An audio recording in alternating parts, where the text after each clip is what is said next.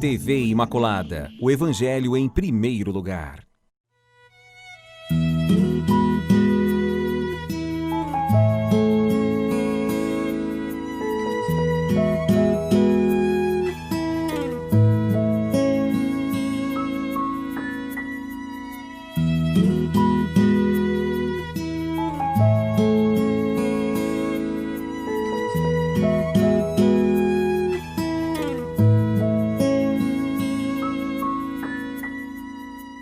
Olá, queridos amigos, iniciando o nosso programa Páginas da Bíblia, agora com uma grande novidade. Estamos iniciando uma nova temporada, uma temporada em que nós vamos querer agora trabalhar aqueles homens que tiveram destaque na Bíblia, na caminhada do povo de Deus, aqueles homens que, apesar de seus defeitos, de suas limitações, de seus problemas, eles conseguiram se superar e se fizeram como instrumentos.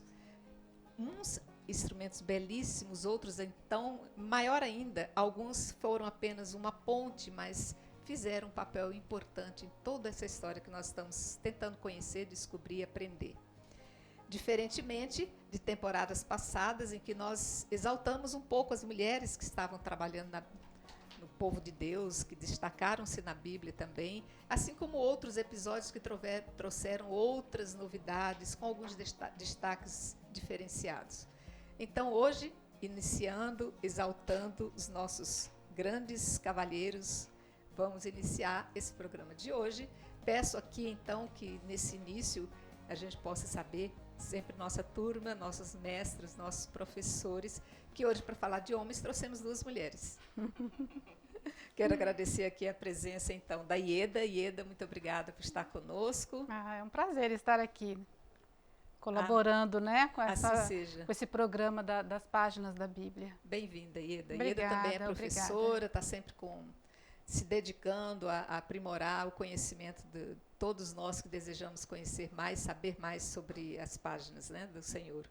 E Maíla, nossa grande professora também, sempre colaborando conosco, sempre estando conosco, né, Maíla? Agradeço também. Eu fico feliz de estar aqui com vocês mais uma vez, com Ieda também, para essa nova temporada, que será ótima, se Deus quiser. Será ótima.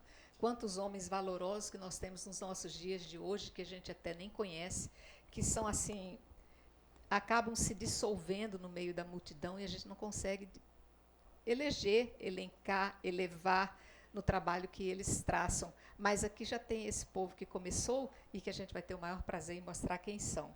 Então, vamos aqui. Eu vou pedir que vocês abram a Bíblia de vocês. Lá no início, vamos estudar um pouco no livro do Gênesis.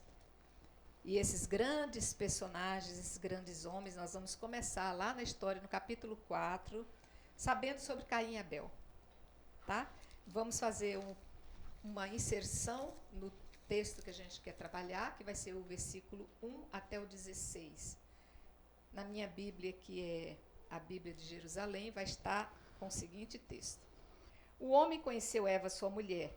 Ela concebeu e deu à luz Caim e disse: adquiri um homem com a ajuda de Yahvé. Depois ela deu também à luz Abel, irmão de Caim. Abel tornou-se pastor de ovelhas e Caim cultivava o solo. Passado o tempo, Caim apresentou produtos do solo em oferenda a Yahvé. Abel, por sua vez, também ofereceu as primícias e a gordura de seu rebanho. Ora, Yahvé agradou-se de Abel e de sua oferenda, mas não se agradou de Caim e de sua oferenda. E Caim ficou muito irritado e com o rosto abatido. Yahvé disse a Caim: por que estás irritado e por que teu rosto está abatido? Se estivesses bem disposto, não levantarias a cabeça? Mas se não estás bem disposto, não jaz o pecado à porta, como animal acuado que te espreita? Podes, acaso, dominá-lo? Entretanto, Caim disse a seu irmão Abel: saiamos. E como estavam no campo, Caim se lançou sobre seu irmão Abel e o matou.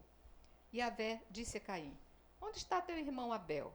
Ele respondeu: não sei. Acaso sou guarda de meu irmão? Yahvé disse: que fizestes? Ouço o sangue de teu irmão do solo clamar por mim. Agora és maldito e expulso do solo fértil que abriu a boca para receber de tua mão o sangue de teu irmão.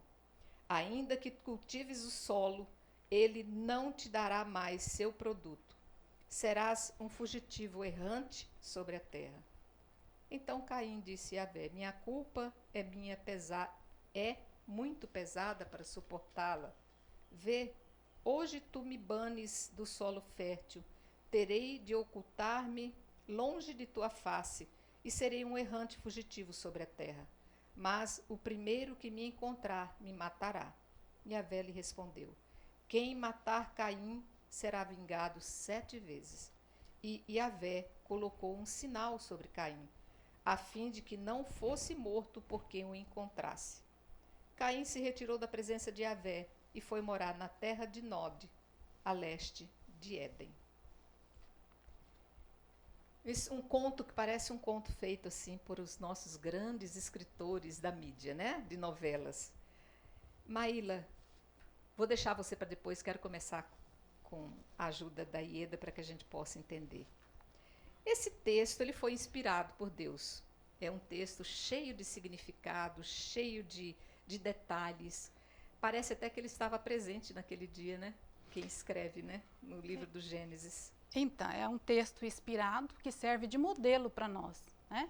A gente está analisando, fazendo a reflexão sobre o comportamento dos homens, né? E Gênesis é o livro das origens, do princípio, né? Então ele tem um conteúdo rico, um conteúdo teológico, né? Que a gente vai analisar na atitude dos 2 irmãos, né? Caim e Abel, que são descendentes de Adão, nossos primeiros pais. Caim e Abel, então, quem são esses homens, né? Caim, como o texto que a gente acabou de ouvir, né? Caim, ele é agricultor, é o filho mais velho de Adão e Eva, né? E Abel, ele é o filho mais novo, é o menor. Abel, ele é pastor de ovelhas. Então, o que acontece? São irmãos. Essa palavra irmãos, ela se repete nesse texto 7 vezes. 7 vezes, e está no centro do texto, né? Aparece no capítulo 4, no versículo 9, aparece como no centro a palavra irmão. Isso quer dizer que o projeto de Deus, né, na família é a fraternidade. É um relacionamento fraterno de irmãos, eles são irmãos, né? Mas o que acontece nessa história aí é o oposto à fraternidade, né, que é relatada nesse texto, é o oposto daquilo que Deus espera, né? Deus, né, a fraternidade, né, que está no princípio do projeto de Deus, que é um projeto de vida, um projeto de liberdade, a fraternidade ela está, deveria ser e deve ser, né, a ajuda ao próximo, o amor ao próximo. E o que acontece aí nesse relacionamento entre esses 2 irmãos, Caim e Abel, é o oposto do que é esperado por Deus. Mas Deus, ele tenta recuperar essa fraternidade, né? E aí tem um texto, um trecho bem bonito, né? A gente está falando já de introdução à questão da fraternidade que é rompida nesse relato de Caim e Abel. Porque Caim, ele mata o seu irmão, né? Então o projeto de Deus é um projeto de vida, não é um projeto de morte. É um projeto de amor, né? E esse rompimento da fraternidade acontece aonde? Na família, né? É um contexto social. A família é a célula máter da sociedade. A família é o berçário, né? É o santuário onde nasce a vida. Então, os irmãos, a relação de fraternidade, ela é rompida aí, né? Mas Deus, ele vai, né, dar a possibilidade de Caim se arrepender, né, e se converter. Então, esse relacionamento que deve ser de amor, ele é rompido e quebrado aqui, a gente percebe no texto. Outra questão, a questão da fraternidade, da descendência, né? Esse texto também, logo de introdução, ele vai aparecer uma profecia já. Então, depois do pecado de Adão, aparece aí a profecia que está no capítulo 3, 15 de Gênesis, da descendência da mulher, né? E a descendência da serpente, do maligno. Aí, a Caim, ele é tem um comentário que faz lá na primeira carta de São João, capítulo 3, versículo 12, né, que ele fala que Caim, ele é descendente do maligno. Então já começa a intriga ali, o mal, né, afetando o coração do ser humano, né, o ser humano que foi criado à imagem e semelhança de Deus. Então esse mal, né, aí o texto lá da primeira carta de São João 3,12, ele vai falar que Caim, ele é descendente da serpente, né, do maligno. E Abel, o seu irmão, ele é descendente da mulher.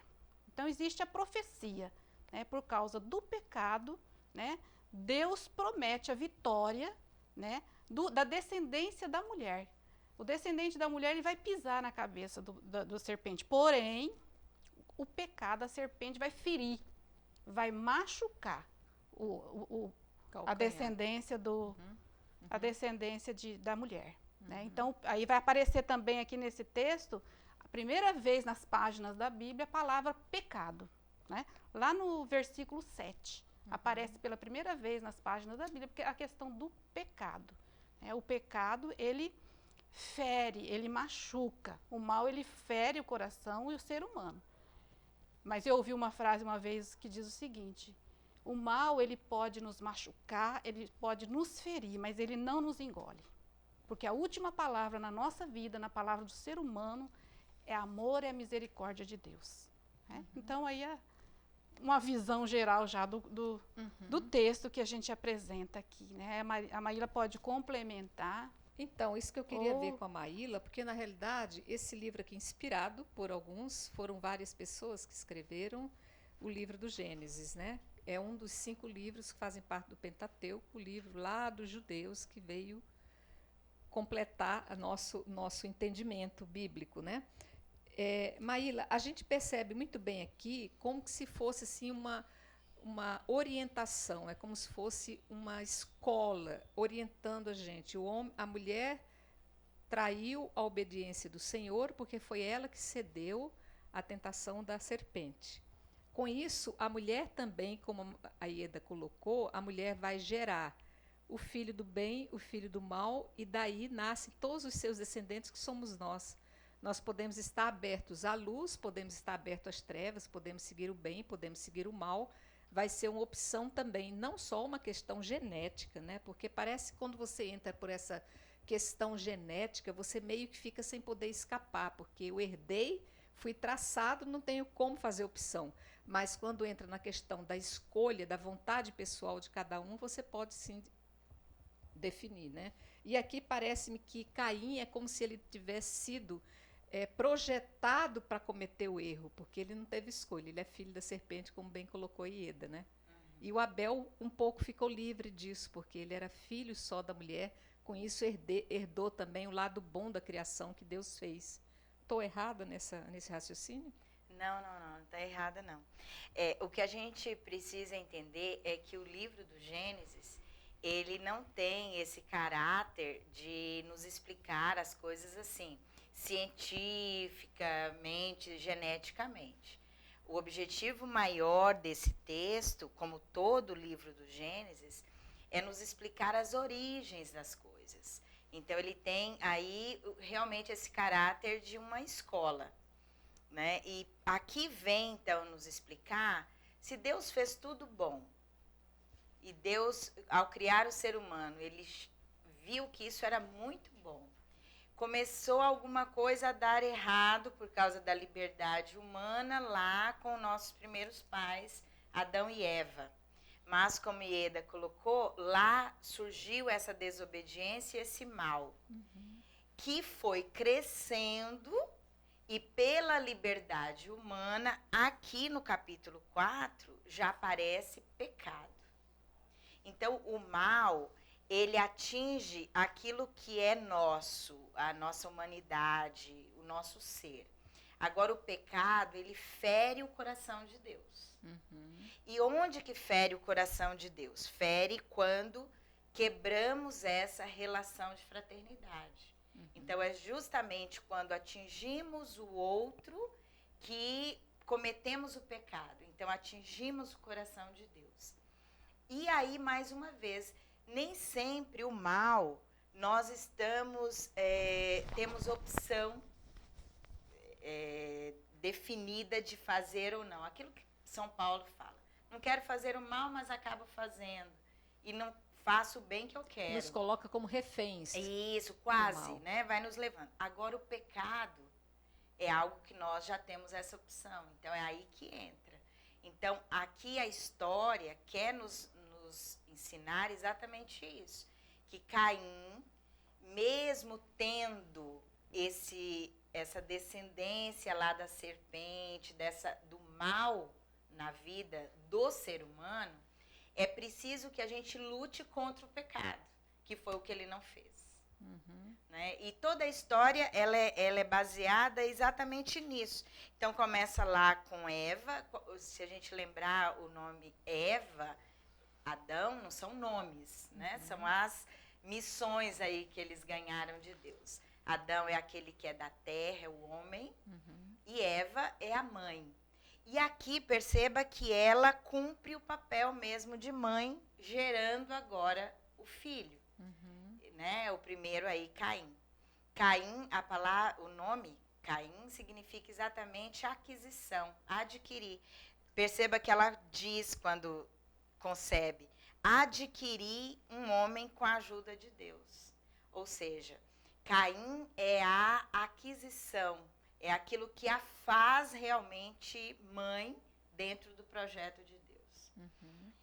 Depois dele surge então Abel, que é o irmão mais novo.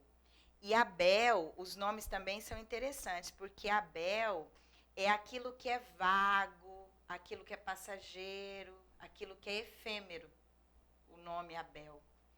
Quase que para mostrar mesmo, já desde o início, o que vai ser a história em si, porque aparece Caim e Abel, logo aparece a história deles oferecendo as ofertas, aí o irmão chama, né, aí numa armadilha mesmo, e de uma maneira efêmera, passageira, rápida.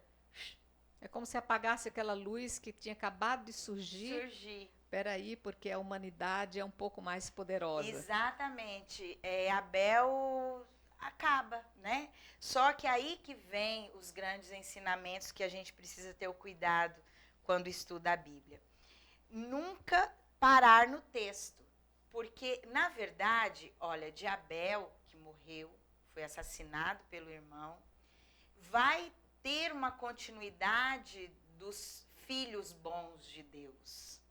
Né? Então, logo lá na frente, a gente vai ter Lameque, lá vai ter Enoque, vai ter Noé, Jesus, porque Jesus vem dessa geração. No fundo, quem sumiu da história foi Caim. Porque Abel é o que permanece, o bem é o que permanece. Embora tivesse morrido. Ainda que aqui parece ter sumido, desaparecido. Então, o grande ensinamento que a gente depois vai continuar aprofundando esse texto, mas logo já fica para a gente isso. Que ainda que pareça, desde o início, que o mal triunfa, com a morte, com a traição, com a falta de fraternidade, no final, no plano de Deus, o plano de Deus nunca muda. Abel é o que será lembrado. Tanto é que lá na carta aos Hebreus, na primeira carta de João, sempre vai falar isso. O sangue de Abel clama ao Senhor, ainda que o sangue derramado de Cristo seja maior.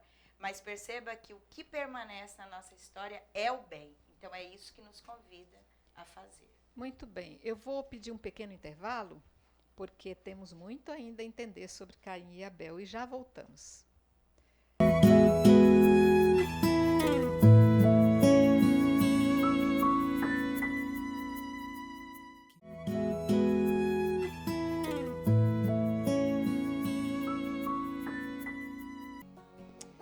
Voltamos, estamos aqui estudando o 4º capítulo do livro do Gênesis, tratando dos versículos 1 ao versículo 16, para conhecermos um pouco e entendermos um pouco também esses dois grandes personagens, Caim e Abel. Eu quero agora ver com Ieda, essa essa questão de nós voltarmos lá na origem, saber essa descendência, você tinha alguma coisa para elucidar a respeito de Caim e Abel, dessa questão da dualidade, da dificuldade que eles tinham de se colocar como pessoas que iriam trazer uma nova história à humanidade. Abel é apagado, como dizia, com a grande luz que sumiu, e parece que vem à tona apenas Caim. Como é que fica essa mensagem para a gente entender melhor? Então, o texto que a gente ouviu, né, fala sobre que de um tempo depois que eles nasceram, né, Caim apresentou a Javé, a oferenda, né, a sua colheita, o que ele tinha, o trabalho de sua mão, fez a oferta. E Abel ofereceu, aqui o texto fala, né, que Abel, por sua vez, ofereceu os primogênitos e a gordura do seu rebanho. O animal primogênito, quando a Bíblia fala de primogênito, a melhor oferta ele fez. Então, existe uma diferença da atitude de Caim e de Abel. Aqui o texto não fala que Caim ofereceu o que ele tinha de melhor a Deus. Fala que Abel ofereceu, né, a gordura do seu rebanho, o que ele tinha de melhor, né, como prova de amor a Deus. E Deus olhou, aceitou a oferenda, a oferta de Abel. E Caim se sente injustiçado, né, fica irritado, né, e aí o que acontece? Deus não rejeitou Caim. E tanto que o texto vai mais para frente, ele vai falar assim, né, que o Caim ele ficou enfurecido, andava de cabeça baixa, e Javé oferece a sua palavra, lá no versículo 6, e Javé disse, quer dizer que Deus ele observa, vê que a revolta que cresce no coração de Caim, porém ele oferece a Caim a sua palavra como um sinal de que não rejeitou Caim e quer salvar essa relação, né, essa fraternidade. E aí ele adverte Caim, no versículo 6, aí, com a sua palavra, no versículo 6, e diz assim: por que você está enfurecido e anda de cabeça baixa? Em vez de você, quer dizer, vamos traduzir isso aqui, em vez de você ficar revoltado, por que você não faz o que seu irmão fez?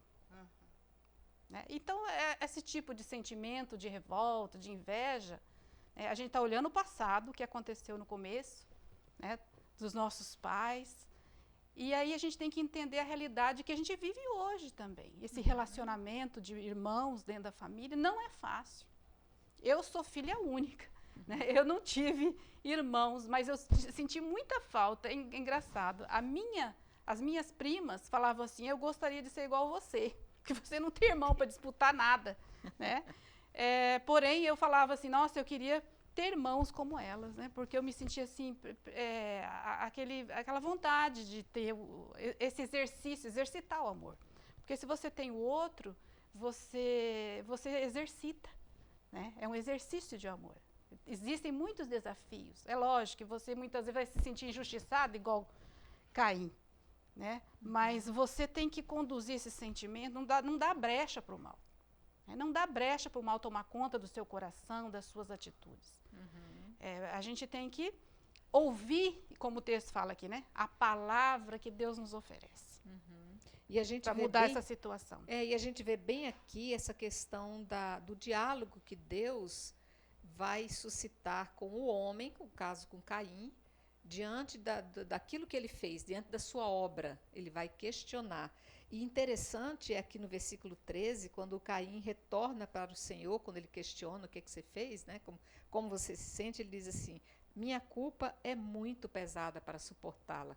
Embora muitas vezes nós não sejamos julgados oficialmente pelos homens, muitas vezes nossas culpas às vezes nem se externam, nem se tornam públicas. Entre eu e Deus existe um fórum, onde ali será debatido aquilo que eu fiz e aquilo que eu devo prestar conta e aquilo que o Senhor vai cobrar de mim. Parece-me que isso fica um pouco claro aqui com relação a não ter nenhum julgamento sobre Caim, oficialmente. Ele sai, parece que no mundo, iniciando a sua vida sem o seu rival, né? Mas ele reconhece, embora não tenha, eu estou pesado. Isso. A gente percebe aqui, para a gente tem uma grande mensagem. Primeiramente, nós temos aqui já uma grande chamada para o ser humano na adoração a Deus. Por isso que tudo começa numa oferenda. Então, um ritual de adoração a Deus, em que cada um trazia aquilo que realmente gostaria de ofertar a Deus. Deus rejeita não o oferente, Deus rejeita a oferenda. Então, é importante separar isso.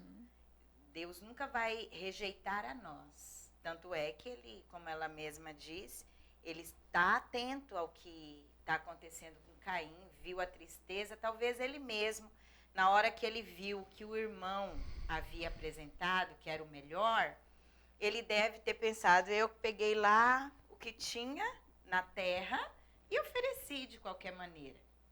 Só que essa observação que fez não o fez mudar a atitude. Por isso que Deus procura, então, Caim.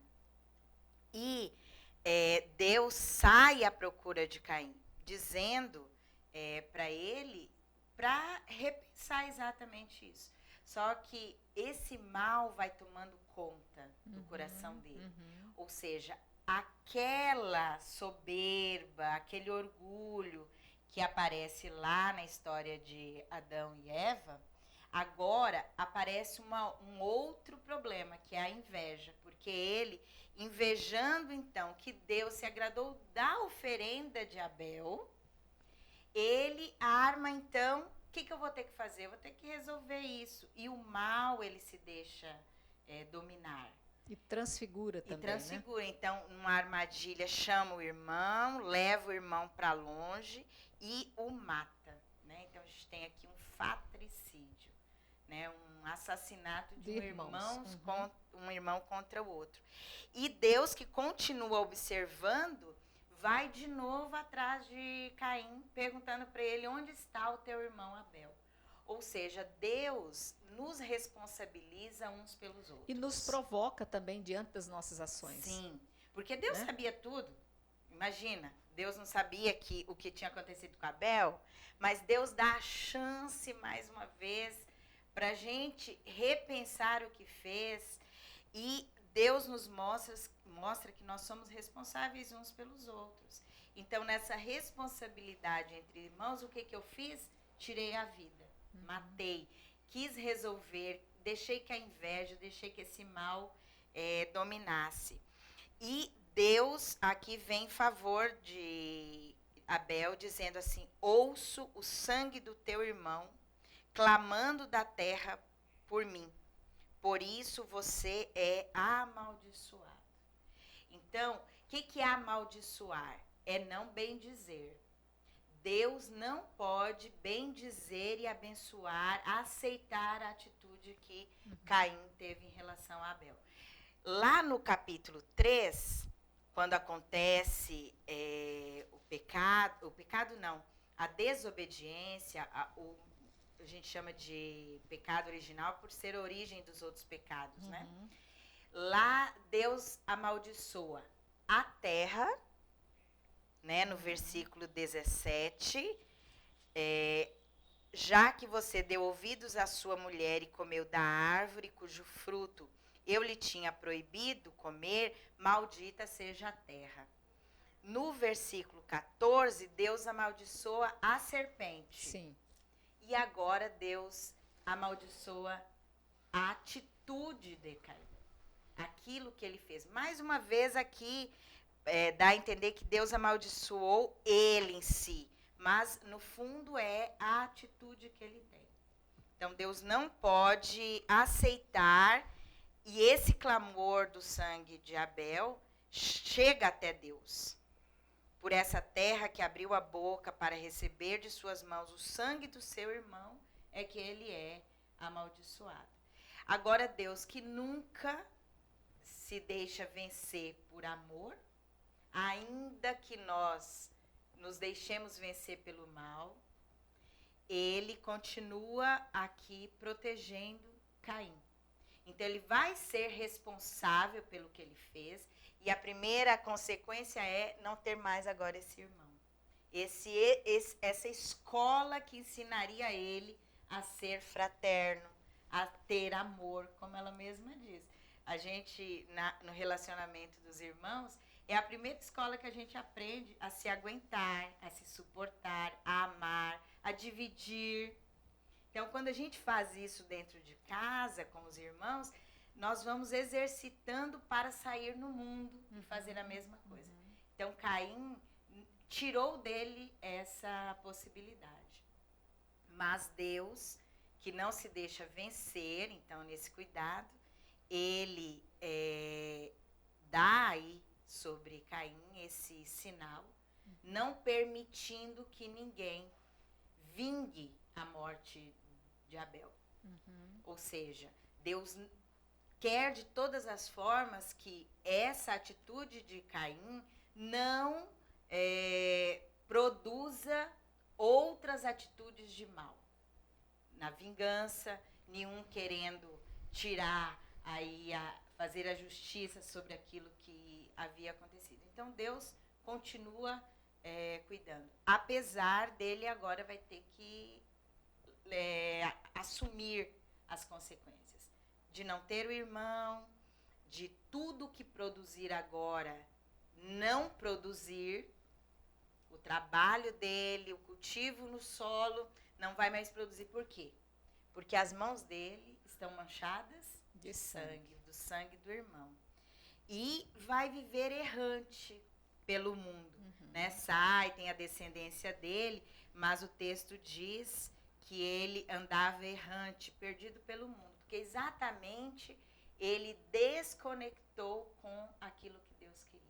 Todas as vezes que a gente se afasta do irmão e se afasta de Deus, como Caim fez aqui, nós vivemos errante. Estamos sujeitos às consequências do que está exposto no mundo. Exatamente. Né? Parece que assim, qual o sentido de viver agora? Né? Não tem mais esse sentido, algo que realmente nos motivava, aquilo que nos ligava realmente a Deus. E Javé colocou um sinal sobre Caim, a fim de que ele não fosse morto por quem o encontrasse. E Caim saiu da presença de Deus. Olha, esse sair da presença de Deus é muito forte. Sair da presença de Deus não porque Deus não cuidasse, não observasse sempre Caim. Ele é que se afastou da presença de Deus. Ele optou por isso. Então, o texto, a gente não pode ficar preso à figura de Caim. O objetivo aqui, a nossa jornada é mostrar esses grandes personagens. Então, a gente tira aqui. Qual, então, o valor desse texto? É o que a gente não deve fazer. A gente aprende com Caim o que nós não devemos fazer. Ele nos dá uma lição daquilo que nós devemos evitar na nossa vida. Fugir dessa inveja, entregar sempre o que é melhor para Deus, sempre, no sentido de agradecimento. Se errou, repensar, fazer diferente, não atingir o nosso próximo. Então, ele nos ensina realmente o que nós não devemos fazer. E de Abel, perceber que ainda que as coisas sejam muito efêmeras, rápidas, e às vezes até sem sentido, porque morreu. E aí agora? No plano de Deus, ele tem para nós que a gente deve realmente construir esse bem e se manter realmente nesse propósito de fazer o bem, porque com ele essa descendência vai continuar até chegar a Jesus. Ieda, então, eu estou achando assim, antes de você colocar seu pensamento, eu vou querer a ajuda da Ieda para entender melhor. Essa questão de os homens, aqui no caso, Caim, querer se afastar com Abel, parecia até que ele estava num lugar onde tinha muita gente olhando, né? Na realidade, deveria ter os irmãos menores, que já deveriam ter nascido, porque eles eram já adultos ou moços, né? E ele querer se esconder já denota a intenção daquilo que é feito no encoberto, né? E fica assim esse recado também de que evite fazer coisas que a Deus não poderiam ser reveladas, né? Porque pode ser que a coisa piore e você depois não possa se responsabilizar pelo mal que chegou ao seu ápice, né? Sim, então, o que a Maíla falou, a questão da muito forte, essa de sair da presença de Deus, né? Porque, na verdade, nós nos afastamos. Deus está sempre presente. Nós temos que estar aberto a essa presença. Então, o mal nos afasta de Deus, né? Nos coloca nus diante de Deus. Você fala, né? Como no pecado aqui de Adão, né? Se esconde de Deus. O pecado nos leva a esconder de Deus, que está sempre presente, tentando fazer com que a gente se converta e mude as nossas atitudes. Então, a questão é muito forte, essa questão de estar sem a presença de Deus. Porque Deus é amor, Deus é misericórdia, Deus ele não veio para condenar. Ele veio para salvar, não veio condenar o pecador. Ele espera a conversão do pecador. Ele espera a mudança de atitude na nossa vida, a nossa opção de fazer o bem, de praticar o bem, né? E esse sinal de Caim também, né? Esse sinal é sinal de proteção, que Deus não desamparou e nunca desampara o pecador. É o sinal da proteção, da misericórdia de Deus, né? Então, e a história acabou? Né? A violência, quem que vai barrar a violência que começou com Caim? Né? Só Deus. Deus, ele vai barrar, porque o projeto dele continua. Deus, o projeto dele é de vida, e os de outros amor, irmãos de liberdade, também, né, Ieda, de fraternidade. Os né? outros irmãos que vão seguir, vão sair para o mundo também para contrabalançar essa herança que Caim vai levar para o mundo. Vai existir também uma outra corrente que vai levar essa outra herança também benéfica para que haja um equilíbrio, né? Sim, aí no Novo Testamento ele vai dizer, né, que Jesus, ele é o supremo realizador do projeto de Deus. Ele traz o reino de Deus para dentro da história, né, e vai mudar essa história, vai vencer todo o mal, né, vai vencer o mal, né, na cruz, né, e vai nos dar a vida. Vai nos dar vida, porque esse é o projeto de Deus, é Deus da vida. Então, aquelas pessoas que se comprometem com o projeto de Jesus, né, essas pessoas é que vão transformar, né, o mundo realmente num mundo de paz, num mundo de amor, num mundo desejado por Deus. Aqui só mais uma questão, Ieda. Quando Deus pergunta para Caim, cadê o seu irmão? Ele joga a responsabilidade sobre Deus, porque ele diz assim, e por acaso eu sou o guarda do meu irmão? Quer dizer, quem tinha que cuidar dele era o Senhor. E ele mente ainda, e ele mente, né? Eu não sei onde que está. Não sei onde Isso tá. também não vai lembrar lá no começo, mentira. Adão e Eva, exatamente. Né? Então, mais uma vez, ensina para nós nesse texto que para que nós tenhamos mudança de vida, ainda que o erro aconteça, nós precisamos assumir a nossa responsabilidade. Porque lá Eva não assumiu, Adão não assumiu. E foi culpa dela, foi culpa da serpente, né? Quase que chega a Deus também. E aqui Deus responsabiliza. Cadê teu irmão? Não sei. Claro que ele sabia. Mas por acaso o Senhor é que não tinha que cuidar dele, então jogou a culpa para quem? Para Deus. E Deus mostra, o sangue do teu irmão clama, né, sobre a terra, por justiça. Por quê? Porque você, entre irmãos, é que tinham que se cuidar. E você sabe muito bem o que você fez. O que nos mostra que nós temos, diante do erro, que por acaso possa acontecer, e até diante do pecado, que pelo menos nós assumamos. E, para fechar, o texto não quer deixar para nós um sentimento de injustiça. Abel viveu, morreu, Caim saiu pelo mundo afora, e Deus fez o quê? Durante toda a história da salvação, Deus vai mostrar que Ele está ouvindo e Ele está atento. Ele é amor, Ele é misericórdia, mas Ele também vai ser justo. Tanto é que lá no Apocalipse, são as últimas páginas dessa história, aparece o sangue daqueles que morreram pelo Cordeiro, né? Aqui uma prefiguração, clama por mim. Então, até o final da história, esses inocentes têm o sangue clamado a Deus e Deus fará justiça por todos eles. Muito bem. Eu quero aqui, então, agradecer essas nossas brilhantes professoras, entendendo e revendo um pouco mais, agora com cabeça de adultos, mais formada, com entendimento maior do mundo. Essa historinha que a gente ouviu lá na nossa formação catequética, né, de Caim e Abel. Que a gente possa, na vida, poder perceber que temos sempre dois caminhos a seguir. Nada nos é imposto. Que a gente faça uma avaliação qual caminho nos levará ao encontro com o Senhor e à realização de si mesmo. Agradeço estarem conosco e lhes convido a estarmos juntos de novo no nosso próximo programa, agora conhecendo os grandes intérpretes da Bíblia. Até lá, fiquem com Deus.